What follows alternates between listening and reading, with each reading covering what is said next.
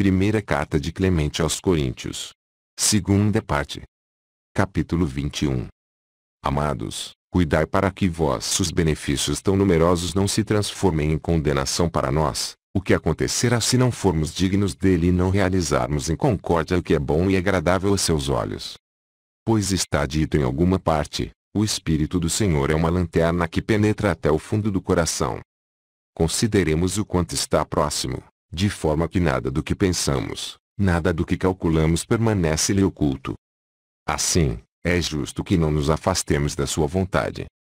Devemos preferir chocar homens tolos e insensatos, exaltados e cheios da arrogância de seus discursos, do que a Deus. Reverenciemos o Senhor Jesus, cujo sangue foi derramado por nós. Respeitemos nossos chefes. Honremos os anciãos. Eduquemos os jovens a temerem a Deus. Guiemos nossas mulheres para o bem.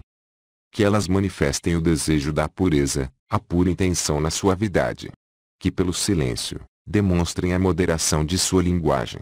Que o amor não fique dependente das inclinações, mas que seja praticado de modo santo e igual entre todos aqueles que temem a Deus. Que nossos filhos participem da educação em Cristo, aprendendo o quanto pode a humildade perante Deus, o quanto o amor consegue perante Deus, o quanto o temor dele é bom e excelso, salvando a todos os que nele vivem santamente em pura intenção. É ele que investiga nossos pensamentos e desejos. É o sopro dele que está presente em nós e que pode ser retirado por ele quando quiser. Capítulo 22.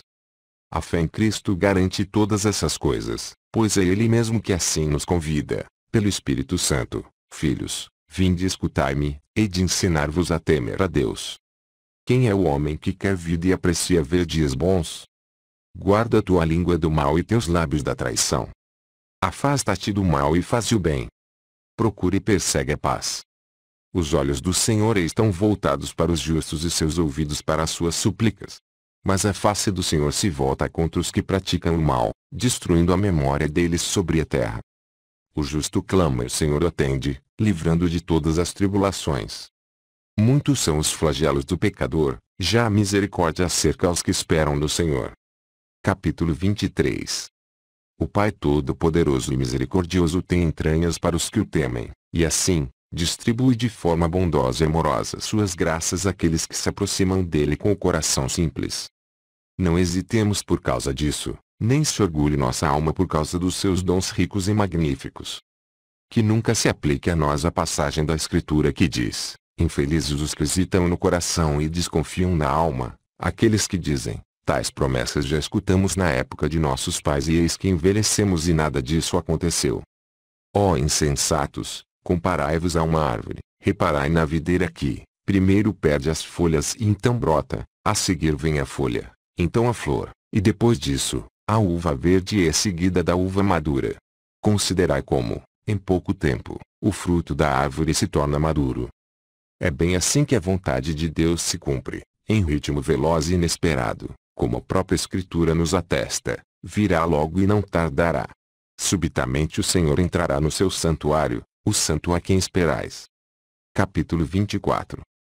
Amados, observemos como o Senhor não cessa de dar-nos provas de que, no futuro, a ressurreição se concretizará. Deu-nos prova dela primeiramente ressuscitando Jesus Cristo dos mortos. Amados, vejamos como se dá a ressurreição a seu tempo. O dia e a noite nos manifestam a ressurreição. Dorme a noite, ressuscita o dia se retira, chega a noite. Exemplifiquemos com os frutos da terra, como de que modo faz-se a semeadura. O semeador sai e espalha, semente por semente, pela terra lavrada, que caem secas e nuas sobre a terra e aí se desfazem. Desta decomposição, a grandiosa providência do Senhor as ressuscita, de forma que, de uma, aumentam para muitas e produzem frutos. Capítulo 25. Consideremos o sinal prodigioso que ocorre na região oriental, isto é, nas terras próximas da Arábia.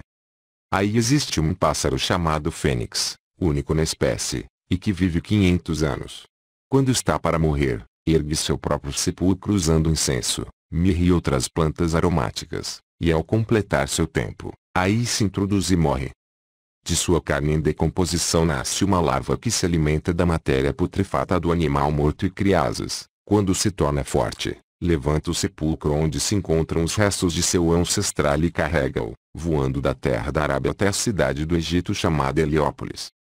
Em plena luz do dia, aos olhos de todos, transporta e depõe aqueles restos sobre o altar do solo. A seguir, retoma o voo de volta. Então os sacerdotes examinam os calendários e percebem que ele chegou a se completar em 500 anos. Capítulo 26. Devemos, então, considerar grandioso e estranho o fato de o Criador operar a ressurreição de todos aqueles que lhe serviam santamente na confiança de uma boa fé, se ele ilustra até por um pássaro a grandeza de sua promessa. Lê-se em alguma parte: hás de me ressuscitar e eu te louvarei. E, deitei-me e adormeci, levantei-me porque tu estás comigo. E Jó adverte novamente: ressuscitarás minha carne que suportou todo esse sofrimento. Capítulo 27. Que nossas almas se apeguem por uma esperança, aquele que é fiel em suas promessas e justo em seus juízos. Aquele que proibiu a mentira, tampouco haverá de mentir, pois nada junto a Deus é impossível, exceto a mentira. Portanto, que se acenda novamente dentro de nós a fé nele e reconheçamos que todas as coisas estão próximas dele. Com apenas uma palavra de sua grandeza, estabeleceu tudo, e com uma só palavra pode destruir tudo. Quem diria a ele: o que fizeste? E quem resistiria à força do seu poder? Fará tudo quando e como quiser. Nada das coisas que ordenou haverá de passar. Tudo está diante de seus olhos, nada escapa de sua determinação. Os céus anunciam a glória de Deus e o firmamento anuncia a obra de suas mãos. O dia comunica a façanha ao dia, a noite transmite seu conhecimento à noite. Não há palavras nem discursos em que suas vozes não são ouvidas. Capítulo 28. Já que vê tudo e ouve tudo, temamos a ele e abandonemos os maus desejos das ações desonestas, para nos pouparmos por sua piedade dos futuros juízos. Para onde poderia algum de nós fugir de sua mão forte? Qual mundo receberia alguém que desertou dele? Pois, em algum lugar, diz a Escritura: para onde fugirei e onde me esconderei de tua face? Se subir ao céu, lá estás. Se me retiro para as extremidades da terra, lá está a tua direita. Se me atiro nos abismos, lá está o teu espírito. Portanto, para onde poderia alguém ir para escapar daquele que tudo envolve? Capítulo 29. Logo, aproximemo-nos dele com alma santa, levantando mãos puras e imaculadas para ele, amando nosso Pai bondoso e misericordioso, que nos admitiu como herdeiros. Porque assim está escrito: quando o Altíssimo distribuiu a herança aos povos, na hora de disseminar os filhos de Adão, definiu territórios para os povos conforme a multidão dos anjos de Deus. Tornou-se herança do Senhor o povo de Jacó e sua partilha foi Israel. E em outra parte se diz: eis que o Senhor toma para si um povo no meio dos povos, assim como um homem toma as primícias de sua eira, e deste povo há de proceder ao Santo dos Santos. Capítulo 30. Uma vez que formamos a porção santa, façamos tudo o que leva à santificação. Fujamos da maledicência, abraços impuros e impudicos, bebedeiras, modismos temporários, cobiças abomináveis, adultério detestável e soberba hedionda. Pois Deus, como se lê, resiste aos soberbos, porém, concede graça aos humildes. Portanto, unamo-nos àqueles a quem Deus concede a graça. Revistamo-nos de concórdia, sejamos continentes humildes, mantendo-nos afastados de toda murmuração e calúnia, justificando-nos mais pelas obras do que pelas palavras. Pois assim se diz: quem muito fala, terá resposta. Qual homem eloquente imaginaria que isso fosse justo? Bem-aventurado o homem, nascido de mulher, que vive pouco. Não te tornes pródigo em palavras. Venha nosso louvor de Deus e não de nós.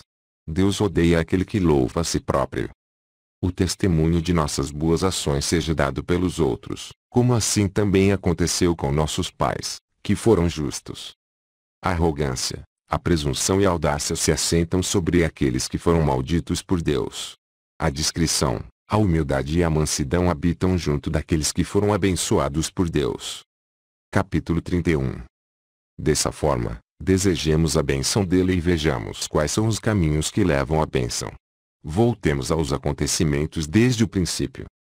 porque nosso pai Abraão foi abençoado? Não seria porque ele praticou a justiça e a verdade pela fé? Isaque, conhecendo-o por vir e cheio de confiança, deixou-se levar alegremente ao sacrifício. Jacó, humildemente, abandonou a terra por causa de seu irmão e foi para junto de Labão, vivendo ali como seu servo, recebendo os 12 cetros de Israel. Capítulo 32. Se alguém refletir com sinceridade sobre cada uma dessas coisas, reconhecerá a magnificência dos dons de Deus a Jacó. É dele que procederão todos os sacerdotes e levitas que servirão ao altar de Deus. Dele procede o Senhor Jesus, segundo a carne. Dele procede, através de Judas, os reis, príncipes e chefes. Por sua vez, os outros cetros de Jacó também gozarão de não pouca honra, uma vez que Deus anunciou: tua descendência será numerosa como as estrelas do céu. Assim, todos atingiram a glória e a grandeza, não por si mesmos, nem por suas obras ou pela justiça praticada, mas por vontade dele. Também igualmente entre nós, que fomos chamados por sua vontade em Cristo Jesus, já que não nos justificamos a nós mesmos, nem por nossa sabedoria ou inteligência, ou pela piedade ou obras que tenhamos praticado na santidade do coração, mas através da fé, pela qual o Deus Todo-Poderoso justificou a todos desde sempre. A Ele, a glória é pelos séculos dos séculos. Amém. Capítulo 33. Então, o que faremos, irmãos? Deveríamos renunciar à prática do bem e desertar de seu amor? Jamais permita o Senhor que isso aconteça conosco. Ao contrário, devemos nos esforçar para cumprir toda a obra boa com disponibilidade entusiástica. Já que o próprio Criador e Senhor de tudo se regozija de suas obras. Foi Ele que firmou os céus com poder soberano e os ornamentou com inesgotável sabedoria. Separou, também, a terra da água que a seca, assentando-a sobre a firmeza de sua própria vontade. Aos animais que povoam a terra, chamou-os à existência por sua ordem. Ele fez o mar e os seres que nele habitam, encerrando-os aí com seu poder. Além disso tudo, com suas mãos santas e puras, ele modelou a mais excelente, a maior de suas obras, o homem.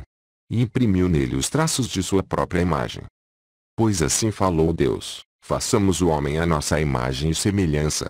E Deus criou o homem, varão e mulher os criou. E, enfim, quando terminou todas essas obras, achou-as boas, abençoou-as e lhes disse: crescei e multiplicai-vos. Reparemos que todos os justos ornamentaram-se de boas obras e também o próprio Senhor teve prazer em ornar-se com boas obras. Já que temos tal exemplo, submetemo-nos sem demora à sua vontade e, com todas as forças, pratiquemos as obras da justiça. Capítulo 34. O bom trabalhador aceita, desinibidamente, o pão que ganhou com seu trabalho. Já o preguiçoso e negligente foge do olhar de seu senhor. Portanto, é necessário que estejamos dispostos a executar as boas obras, já que elas derivam dele. E foi assim que nos preveniu: eis o Senhor. Sua recompensa está diante dele, para retribuir a cada um conforme suas obras. Assim nos exorta a confiarmos nele de todo o coração, para que não sejamos preguiçosos nem indolentes para nenhuma boa obra. Nossa glória e segurança estão nele. Submetamo-nos à sua vontade. Pensemos no grande número de anjos que estão prontos para servirem à sua vontade. Assim diz a Escritura: milhares e milhares estavam diante dele e centenas de milhares o serviam e clamavam: Santo, Santo, Santo é o Senhor dos exércitos. Toda a criação está cheia de sua glória. Também nós, reunidos harmoniosamente com a mesma finalidade, conscientes de nosso dever, clamamos a ele sem nos cansarmos, numa só voz, para nos tornarmos participantes das suas grandiosas e magníficas promessas. Pois é ele quem diz: nenhum olho viu, nenhum ouvido escutou e nenhum coração humano penetrou o que Deus de grande preparou para os que nele confiam. Capítulo 35. Meus amados, como são ricos e admiráveis os presentes de Deus! Vida em imortalidade, esplendor em justiça, verdade em liberdade, fé em confiança, continência em santidade. E tudo isso chegou ao nosso conhecimento. Então, o que não há de estar preparado para os que nele aguardam? O Criador e Pai dos séculos, o próprio Santíssimo conhece a grandeza e a beleza de seus dons.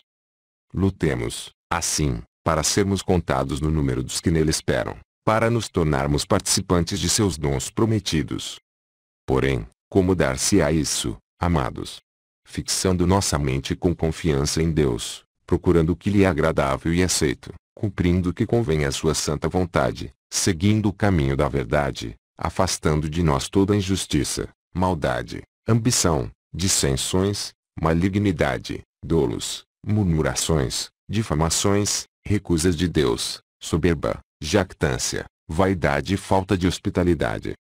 Os praticantes de tais obras são réus do ódio de Deus, mas, não apenas os que as praticam, como também quem as aprovam. Assim diz a Escritura: porém Deus disse ao pecador, para que explicas os meus mandamentos e pronuncias sobre a minha aliança? Detestaste a disciplina e abandonaste minhas palavras. Quando vias um ladrão, corrias com ele, combináveis com os adúlteros. Tua boca estava cheia de malícia e tua língua provocava enganos. Tranquilamente difamavas teu irmão e entregavas ao escândalo o filho de tua mãe. Era o que fazias enquanto eu me calava. Impiamente supunhas que sou semelhante a ti. Hei de confundir e obrigar-te a ver-te de frente. Compreendei, afinal, estas coisas, vós que esqueceis de Deus, para que não vos arrebate como um leão e já não se encontre quem vos liberte. Um sacrifício de louvor há de me glorificar e aí está o caminho no qual lhe mostrarei a salvação de Deus. Capítulo 36. Amados irmãos, este é o caminho no qual encontramos a nossa salvação, Jesus Cristo, o sumo sacerdote de nossas oferendas, o protetor e auxílio em nossa fraqueza. Por ele, olhamos para o alto dos céus. Através dele, descobrimos a face imaculada e soberana de Deus. Através dele, abriram-se os olhos do nosso coração. Através dele, nossa inteligência obtusa e obscura se abre ao encontro da luz. Através dele, o Senhor quis que saboreássemos do conhecimento imortal. Sendo ele o esplendor de sua grandeza, é tanto maior que os anjos, tendo recebido em herança um nome superior ao deles. Pois assim está escrito: aquele que fez os ventos serem seus anjos e as chamas do fogo serem seus servos. Assim falou o Senhor a respeito de seu filho: meu filho és tu. Hoje eu te gerei, pede-me e eu te darei as nações como herança e os confins da terra como possessão. E outra vez lhe diz: senta-te à minha direita, até que ponha teus inimigos como escabelo de teus pés. Quem seriam estes inimigos? Certamente, os maus e os que se opõem à sua vontade. Capítulo 37. Irmãos, militemos com todo o entusiasmo sob suas ordens indiscutíveis. Observemos nos soldados que servem sob as bandeiras dos nossos imperadores, como cumprem as ordens com disciplina, prontidão e submissão. Nem todos são comandantes, nem todos são chefes de 1000, nem chefes de 100, nem chefes de 50 e assim por diante, mas cada qual cumpre, em seu próprio posto, as ordens emanadas pelo chefe supremo e demais autoridades. Os grandes nada podem sem os pequenos e os pequenos nada podem sem os grandes. Em tudo existe alguma mistura e aí está a vantagem. Exemplifiquemos com o nosso corpo: a cabeça sem os pés nada é, nem, tampouco, os pés sem a cabeça. Até os menores membros do corpo são úteis e necessários ao resto do corpo. Todos convivem e atuam em submissão unânime para salvarem todo o corpo. Capítulo 38. Que se conserve, portanto, por inteiro o corpo que formamos em Jesus Cristo e cada um se submeta a seu próximo, conforme o carisma que lhe foi dado. O forte cuide do fraco e o fraco, por sua vez, respeite o forte. O rico preste serviço ao pobre e o pobre, por sua vez, renda graças a Deus, que lhe deu o suficiente para suprir sua falta. O sábio manifeste sua sabedoria não por palavras, mas por obras. O humilde não dê testemunho de si mesmo, mas permita que o outro dê a seu favor. O casto em sua carne não se envaideça, pois sabe que é outro quem lhe dá a continência.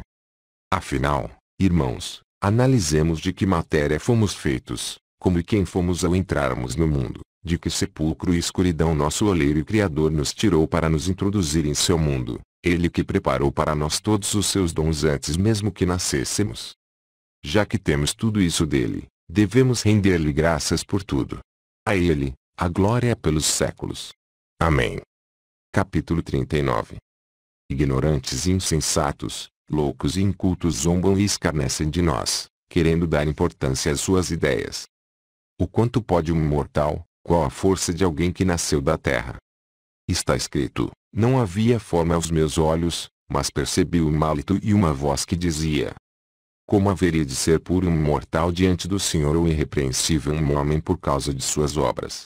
Se nem Deus pode confiar em seus servos e se junto a seus anjos encontrou algo de errado, nem o céu é puro diante dele, como, então, poderiam ser puros os hóspedes dos ranchos de barro, aos quais pertencemos, sendo nós do mesmo barro?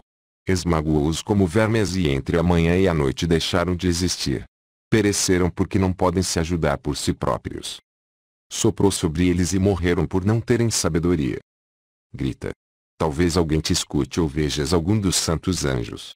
Realmente a cólera consome o tolo e o ciúme mata aquele que se desviou. Tenho visto alguns tolos deitando raízes, mas logo são consumidos como alimento. Que seus filhos sejam mantidos longe da salvação, que sejam desprezados ao baterem a porta dos humildes e não se encontre quem os liberte. Aquilo que para eles estava preparado seja alimento dos justos, não encontrando eles saídas para seus males. Capítulo 40. Sendo óbvias todas essas coisas e tendo nós sondado as profundezas do conhecimento de Deus, devemos fazer com ordem tudo aquilo que o Senhor nos mandou cumprir nos tempos determinados. Mandou-nos oferecer os sacrifícios e celebrar o culto, não ao caso ou desordenadamente, mas com tempos e horas marcadas. Foi Ele quem fixou, por sua decisão altíssima, onde e quais ministros deverão fazê-los, para que tudo fosse feito de forma santa, sendo aceito por sua vontade. Aqueles que fazem suas oferendas dentro dos tempos determinados, são-lhe agradáveis e abençoados, já que seguem as determinações do Senhor e não pecam. Pois ao sumo sacerdote foram confiadas tarefas particulares, aos sacerdotes um lugar próprio, aos levitas certos serviços e o leigo liga-se pelas ordenações exclusivas dos leigos. Capítulo 41. Irmãos, cada qual de nós agrade o Senhor em sua função, vivendo em boa consciência, não transgredindo as regras de seu ofício e exercendo com toda a dignidade. Irmãos, nem por toda parte são oferecidos sacrifícios perpétuos ou votivos, de expiação e remissão, mas apenas em Jerusalém. E lá mesmo não se oferece em qualquer parte, mas apenas na frente do santuário, sobre o altar, e só depois que o sumo sacerdote e os seus auxiliares, acima mencionados, examinarem atenciosamente a oferenda. Aqueles que praticam algo contra aquilo que agrada a sua vontade recebem a morte como castigo. Irmãos, vede que, quanto maior o conhecimento com que somos distinguidos, maior o perigo a que nos expomos. Capítulo 42. Os apóstolos receberam em nosso favor a boa nova da parte do Senhor Jesus Cristo. E Jesus Cristo foi enviado por Deus. Portanto, Cristo vem de Deus e os apóstolos, vêm, de Cristo. Esta dupla missão realizou-se em perfeita ordem por vontade de Deus.